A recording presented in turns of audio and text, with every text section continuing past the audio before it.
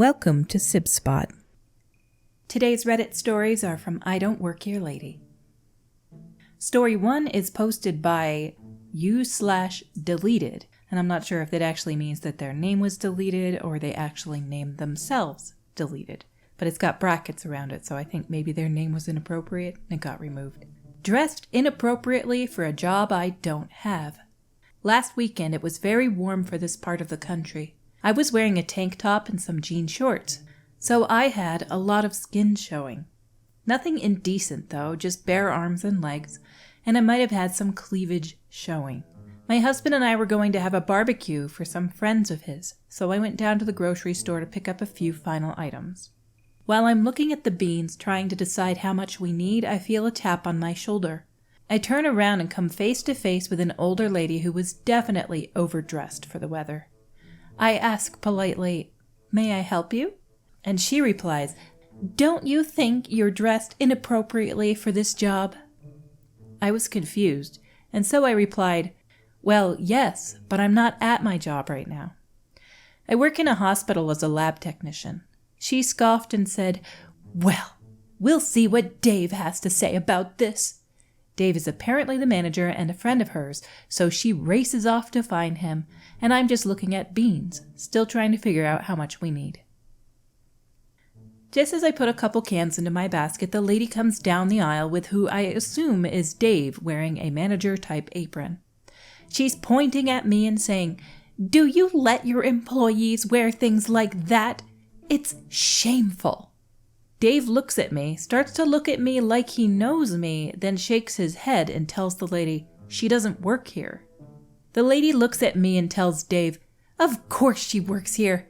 I've seen her stocking shelves and working at the register. It's absolutely shameful that you allow her to wear that on the floor." Dave looks at me, then as if a light bulb went off in his head, takes his walkie-talkie and calls for someone named Linda to report to whatever aisle we were on. The lady is still berating him for what I'm wearing. Again, nothing wrong with it, just showing a lot of skin for it being such a hot day. When Linda comes into the aisle, I was shocked. She looked exactly like me when I was back in high school. It was like looking 10 years back in time, and I'm sure for her, she got a glimpse of what she would look like 10 years from now.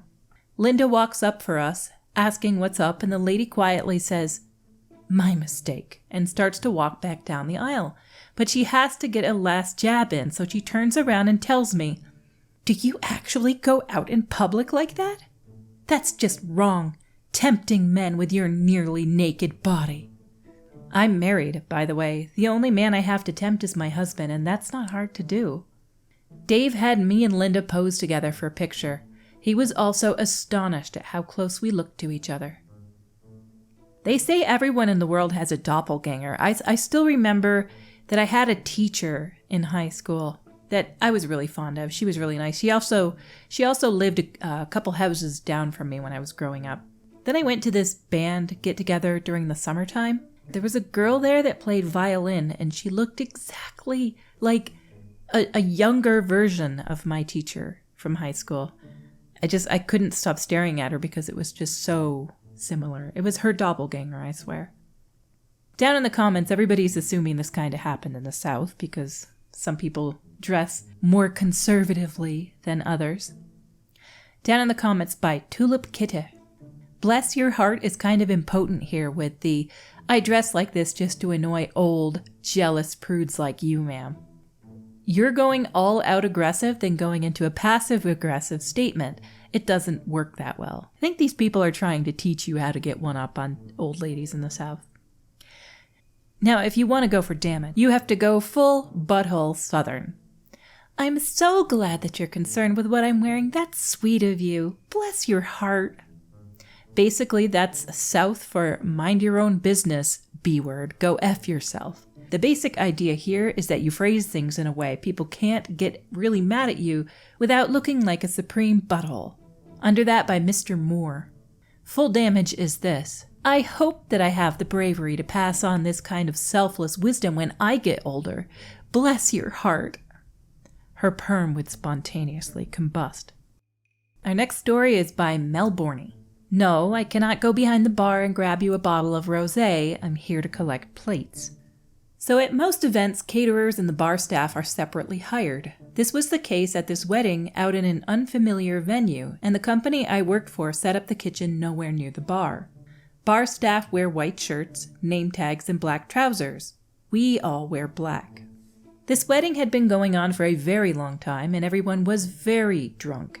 So when I was doing my last look around my tables for cutlery, coffee cups, plates, and ceramics that our company provides, this guy calls me over. I'm holding 4 plates at this time, no free hands. Exhausted from hauling these heavy dishes around, it's 11:30 and I'll likely finish cleaning up just before 1 a.m., and am not looking forward to needing to polish 300 pieces of silverware, stack and wrap plates, and load the stuff into the van. He calls me sweetheart, and I can hear how drunk he is. So decide it doesn't matter if I'm rude.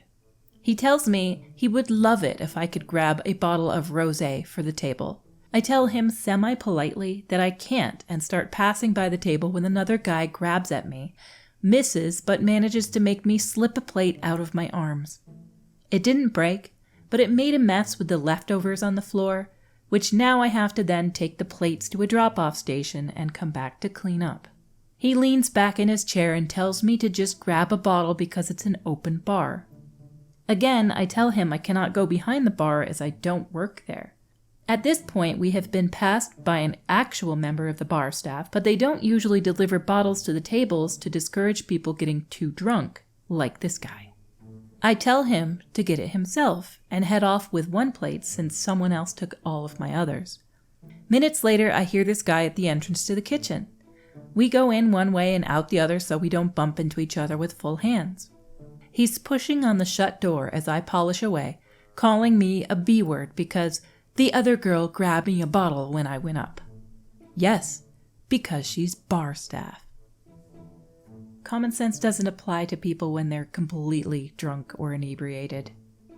You could tell them the most true thing on the planet and they'll still not believe you, and a lot of them will get angry with you. There's all sorts of different types of drunks in the world. Some are lovey-dovey, some are combative, some are quiet and pensive, some are flirty. It kind of brings out traits in people. And it sounds like this guy might be one of the less desirable, loud, obnoxious, and rude kinds. Our next story is by KJ Webb 8. I work here, but not for you. My story has a little twist. I worked for the company that worked for the customer.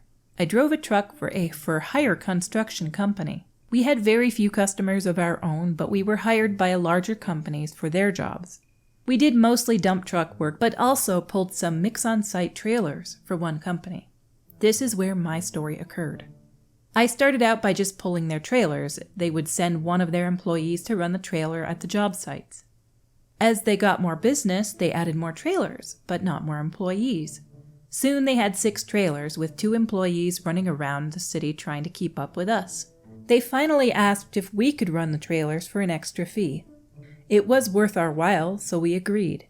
Fast forward 3 years, I was running the company crew at night, driving and dispatching our drives to 3 different companies and anywhere from 1 to 6 crews working for these companies.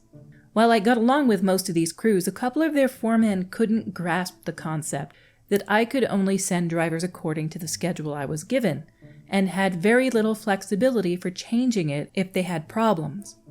I had a few yell at me when I wasn't able to keep the machines on a job to wait for them, with the usual threats of getting me fired.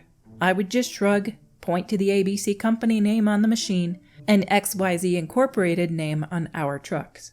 At one point, one of these foremen had the regional superintendent come out to yell at me. I did the usual pointing. The superintendent understood I was just doing my job as instructed and reamed out the foreman for wasting his time. After a while, the global corporation that owned the division that we were working for decided that $1 million profit wasn't enough to keep that division open, and announced that it would finish existing projects and then shut the doors.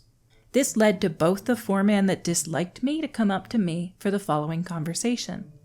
Foreman 1. Ha ha ha, butthole, you're finally losing your job. Foreman 2.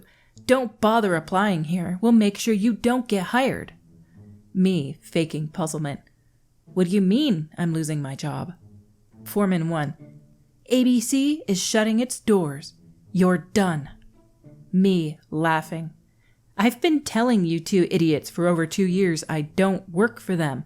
For the last time, pointing at my truck door, I work for them. And they already have a customer that wants my truck full time. It was fun watching the two of them walk away, dejected that I was still gainfully employed.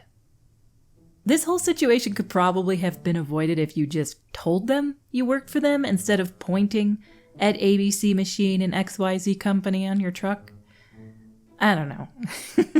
I'm always an advocate that people should talk to each other.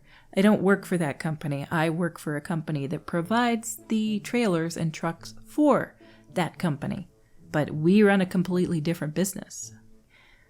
Under that by Not a Troll 1234. I used to work for a company installing and servicing security systems. We were given a contact person for each customer, from whom we would get all pertinent information for the install not already laid out for us. I cannot tell you the number of times, despite having clearly marked uniforms and performing tasks which none of the customer's employees would be doing, we were often mistaken for employees by members of staff and, if applicable, their customers alike. This caused more misunderstandings than would ordinarily make sense. Not only was I criticized for my work, asked why I wasn't moving faster, or asked who my supervisor was, but also threatened with being fired. All by people for whom I never worked or even met. Our stories for today have come to a close. Until we meet again, have a fantastic day.